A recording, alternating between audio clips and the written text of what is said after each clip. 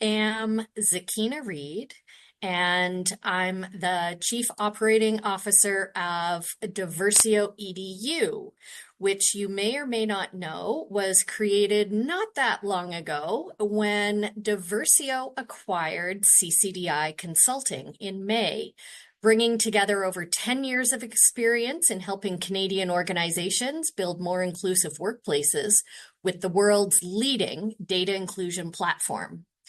I am thrilled today to introduce your speaker, Jasmine Singh, who uses the pronouns she and her. Jasmine brings over 11 years of experience in facilitation and program management across diverse industries, with deep experience in intercultural communication and inclusive development. Her passion for diversity, equity, and inclusion began during her academic career, holding a Master's of Philosophy in French from the University of Delhi and a Master's in French from the University of New Mexico.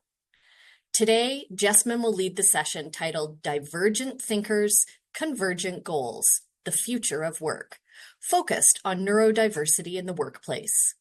This session is a small but impactful preview of a larger course offered by Diversio EDU. Please join me in welcoming Jasmine.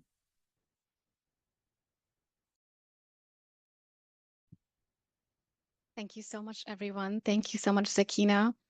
Welcome, everyone. And really such an honor and a privilege to hold space with all of you today and talk about this very important topic on neurodiversity. So as we know that this is essential to talk about, let's start with just a brief introduction. We will not have time to delve deep into all of the aspects, but what I really want to talk about is the value that neurodiversity brings to the workplace. We will, on the slides, as you can see, we have the agenda.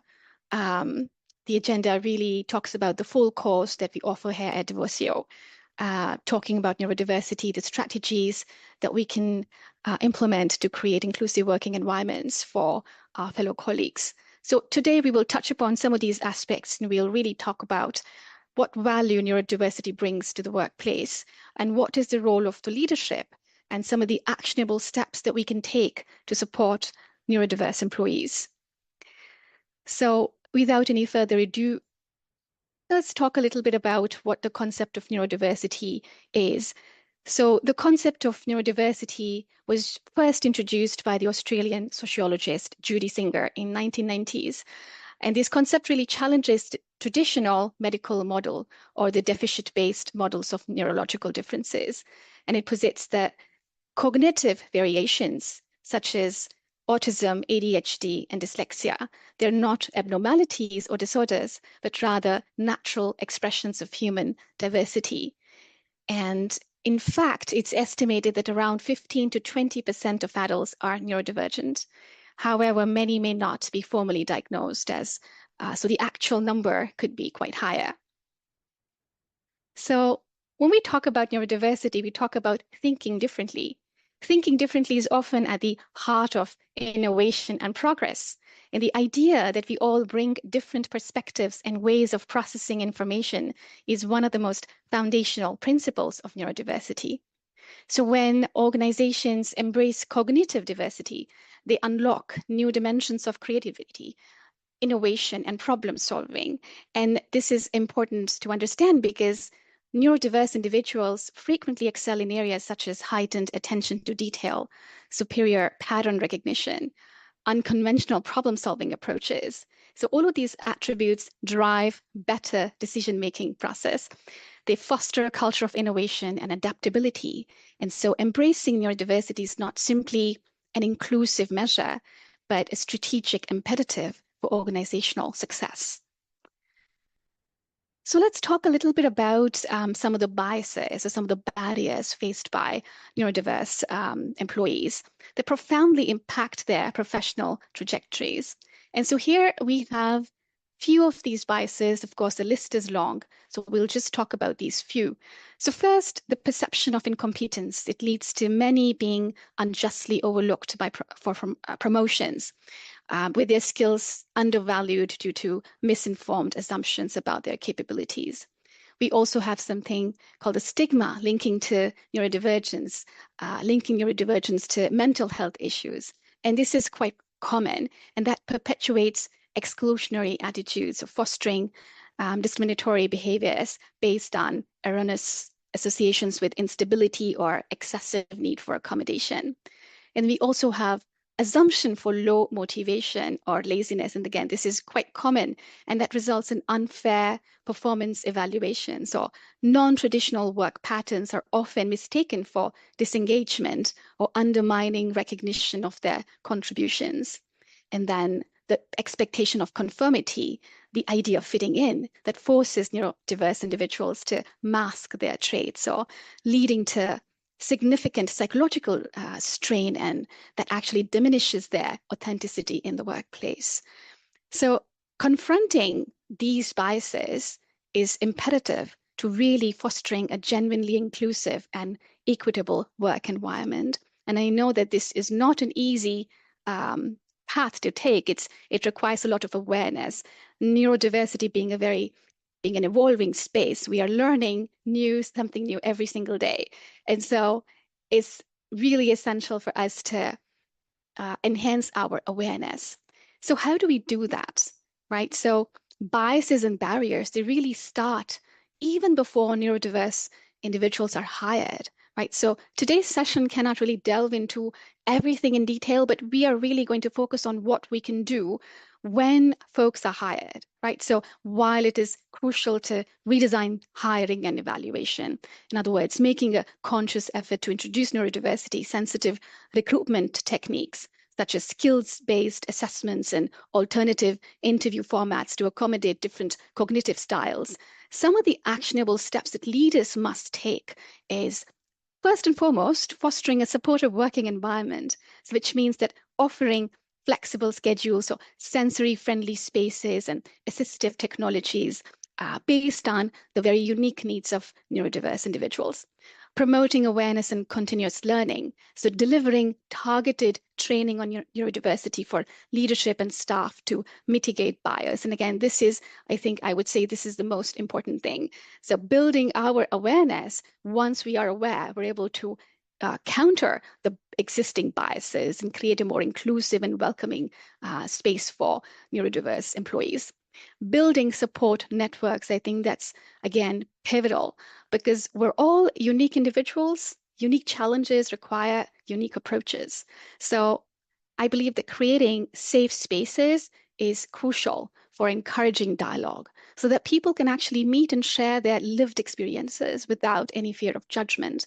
So supportive networks allow people to really bring their true, authentic selves to the table and encourage self-expression and reflection. So these are some of the things that we can do, some of the steps we can take to create a more inclusive working environment for folks.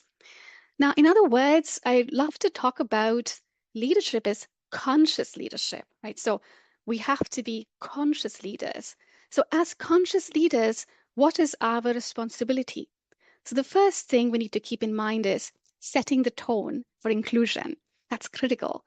Leaders must actively demonstrate that neurodiversity is a valued asset, embedding inclusivity into the organizational culture through their actions and through the policies. And then championing accommodations, that's again a crucial step to take. This involves not only implementing tailored adjustments, such as flexible work environments, but also ensuring that these supports are accessible and they're aligned with the specific needs of neurodiverse employees.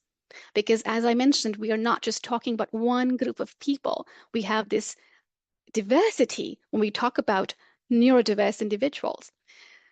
Leading by example is imperative. So leaders must model inclusive behaviors, exhibiting empathy and openness, which in turn sets the standard for the broader organization.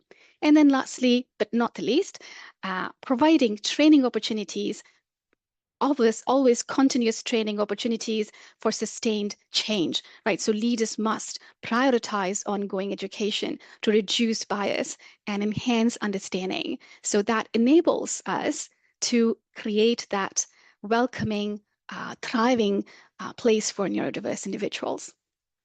And again, all of these steps are a catalyst for sustainable, inclusive growth. And again, we're not limited to this. There are so many things we can do, but this is just a small preview of what we can do as leaders. Now, I also want to talk about this case study. I'm sure you must have heard of Kodak. Kodak engineers actually invented the digital camera in 1975, well before the technology became mainstream. But Kodak leadership made the decision to suppress digital camera development for fear that it would impact their profitable film business. So this failure to embrace innovation led to their downfall. So this case study basically serves as a powerful reminder of the dangers of complacency, right, in a rapidly evolving environment. So the missed opportunity, really the early innovation in digital photography, was overshadowed by an adherence to their legacy business model, right? And then Kodak's resistance to change really exemplifies how established entities often falter, right, by underestimating the pace and magnitude of industry shifts. They believed in the permanence of traditional photography despite evident trends towards digital, right? In other words, really to talk about the imperative to adapt or become irrelevant really underscores a universal truth in today's business climate. So, in other words, innovation alone is insufficient without the adaptability and the agility to align with emerging paradigms. So, that being said, again, some of these practical strategies that I would want to talk about is when we talk about creating that inclusive, supportive environment for neurodivergent colleagues, be mindful of communication styles. So if you're working with a neurodivergent colleague, consider, for instance, offering different ways to communicate, like using email or chat instead of relying on verbal communication. So being clear and concise in your communication really helps ensure that everyone is on the same page, recognizing that neurodiverse individuals may process and respond to the information differently. And so tailor your communication to ensure clarity, right? Create space for reflection in group discussions. I think this is pivotal. During meetings or brainstorming sessions, allow time for colleagues to process information. So if a neurodivergent colleague prefers not to speak up immediately, follow up with them afterwards, right? After the meeting for their input or for their suggestions, sharing ideas in writing, right? Not everyone processes information at the same pace. So provide opportunities for neurodiverse individuals to reflect, right? So provide opportunities to reflect by allowing time after discussions for individuals to gather their thoughts. So these are some of the things that we can do, respecting sensory needs, being aware of how noise, lights, and distractions may impact neurodiverse individuals. So for instance, avoid making loud noises in shared spaces or using strong fragrances, right? So if you're organizing a meeting, consider checking in to see if the environment is comfortable for everyone, right? Some of the neurodiverse individuals may be sensitive to environmental factors, so noise, lighting, or strong fragrances. And so offering these sensory friendly options, such as quieter workspaces or noise canceling headphones, all of these can be small steps that we can take to improve the comfort and productivity levels of our neurodiverse peers. Helping break down some of the tasks or projects, right? So again, this is important. Complex tasks can be quite overwhelming. So breaking down larger tasks into smaller ones, manageable steps to provide clear instructions and deadlines. This is pivotal. And so this approach really helps neurodiverse individuals to better manage their time, to better understand expectations, and then track their progress, and then avoiding unnecessary multitasking requests, which is, again, very common in fast-paced environments, right? So if possible, minimize the need for multitasking when working with neurodivergent colleagues. being mindful of assigning one task at a time and checking in to see if they need more time to focus or complete a task before moving on, right? Offering social flexibility, recognizing that not everyone is comfortable with traditional social expectations, such as office gatherings or networking events. And so allowing individuals to really have that option to opt out of social events without judgment, or create alternative opportunities for team building that consider different social comfort levels. So all of these steps we can take to really create inclusive working environments. And again, fostering a culture of inclusion where differences are respected and valued, right? Promoting that education and continuous awareness on neurodiversity within the organization. I think there are some amazing organizations that are already practicing some of these approaches and seeing some fantastic results, and then asking how you can support, right? Always creating that space and giving the freedom and the opportunity for folks to be able to express themselves freely and authentically, right? Bringing them the opportunity to share their challenges. And so again, creating that environment of support, offering opportunities of support. So supportive groups, for instance, can be a powerful source, can be a powerful platform for folks to come forward and share their challenges and then address those challenges. So all of these are some of the practical strategies that we can take to help us create more inclusive working environments for our neurodiverse employees. So this was a short and sweet review of what this course would look like. And so this brings us to a conclusion. So really, it is important for us to be able to gain a fresh perspective on neurodiversity by constantly learning and becoming more aware. And I can tell you, as someone who is talking about this, I am learning something new every day, right? Exploring practical strategies for inclusion and participation. So innovating, right? Understanding evolving terminology and its significance, and then taking actionable steps to support our neurodivergent employees is all and not the least, but this is the least we can do to create the inclusive working spaces for our neurodivergent peers. And with that, I will open the floor for questions. Thank you, everyone, for your kind patience and for your time today.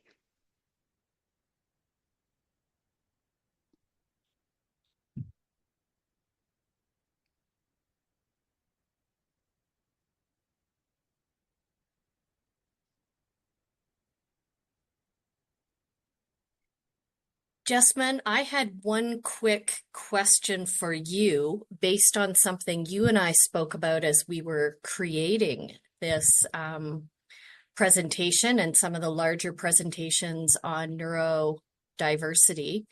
One of the recommended actions that I had never considered before was referred to as the pause.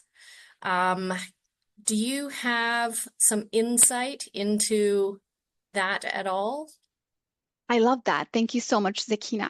So since time was of essence, and I did not include that today, but I think that's a fantastic, fantastic way to create that space for individuals to really process information. So I remember we were talking about this as to offer that pause after each piece of information being shared for folks to be able to process information and understand some of the concepts. I think this is a wonderful approach. So in board meetings, in conversations, I think this is a fantastic approach to adopt as to when we share information, pause for a few seconds, pause for 20 seconds. And I remember this is the approach we followed with Ursula, and it worked fantastically. And really, folks appreciated that. My apologies, I did not follow this here today because time was of essence, and I wanted to make sure that we have everything covered. But this is a fantastic approach to follow. And right, again, one of the strategies that we can implement right? One of the strategies that we can implement to really create that inclusive space, inclusive working environment, and that compassion for folks who are neurodiverse. We have some great questions hitting our Q&A box. So Jasmine, how do you help people understand that neurodivergent people have different thinking and interacting styles and are not being rude or unsociable as some may perceive them? So that's a very interesting question.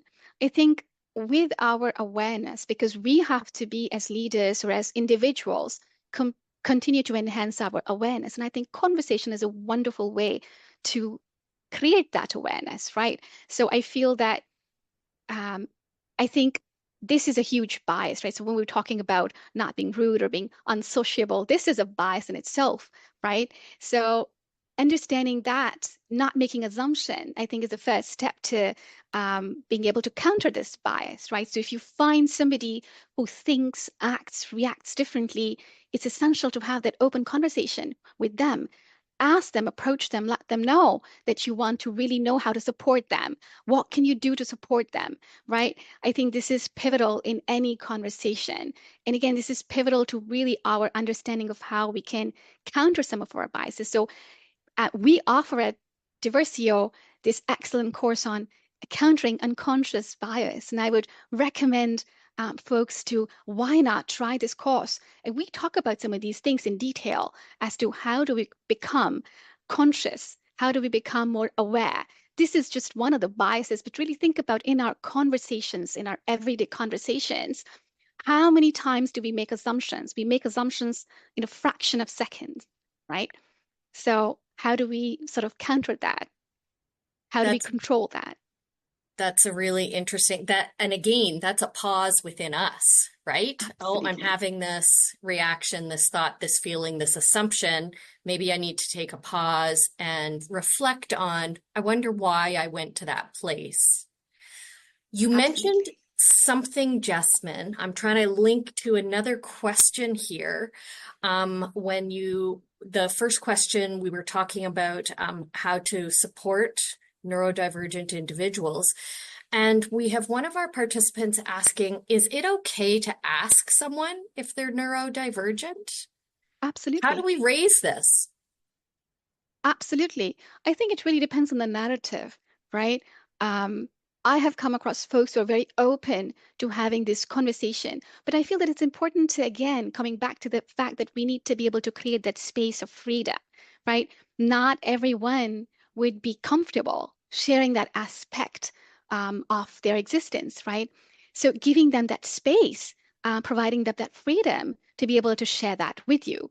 And how do you ask this question is by really molding your narrative. I think it really depends on the kind of the way we word it, right? So Right, um, asking someone, how can I support you? Um, what are the challenges you're facing in such or such situation, and how can I support you instead of actually making assumptions, right? So I think this is crucial to take that approach of creating that space of freedom and creating that space of comfort, right, and compassion, and without any judgment. I think this is the biggest challenge is how we word our intention. Intentions, our intention can be very different from our impact. And so it's also important to be able to distinguish between I might be very concerned, but what is the impact my words or my narratives are having on the individual? Am I giving them the right space and the freedom to express themselves when they feel comfortable expressing themselves? So when offering support, I think it's pivotal for us to be able to understand whether the individual, what's the right time to ask for support? How do we word our narrative? right. And that actually, we have one of the comments in the Q&A, as a neurodivergent person, how do I share the best way to work with me, with my team? Because I'm worried about judgment. And I think that is such That is such a fear in the organization. And honestly, Jessamine, when I think about how Diversio welcomed the entire CCDI team here, and one of the questions we were asked was, tell us about your working style. How do you like to communicate? What's your preferred working hours? They really created that space here for us to share without sharing, maybe? Absolutely. Absolutely. I think this is a fantastic example of how we need to approach, how leaders, how organizations need to approach. And as neurodiverse individuals, I think it's important to be able to ask for accommodation, right? To not shy away from talking about these are my challenges, and and I need support in this or such and such area. What can I do? What can you do to help me, to support me? I think being able to be open about this, and this is how we need to be able to counter the biases that already exist in this field, right? So it is difficult, of course, and I acknowledge how you feel.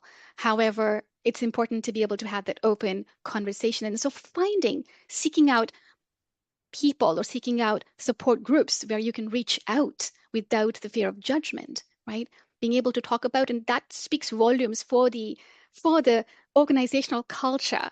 How they respond speaks volumes about the organizational culture. Will also help you decide whether this is the place where you can thrive, right? I think this has to be a two-way road, and that expectation has to be there, right? So if you're working in an environment where you feel that your true authenticity is at a threat, right? That's perhaps not the right place for you. But if you can test that by being open and being courageous to talk about Yeah. this is my challenge, and I want to know how can I be offered support, and what can I do to contribute fully, right? So has to be a two-way street. Thank you so much, Jessamine. I really appreciate you raising this topic. And thank you, everyone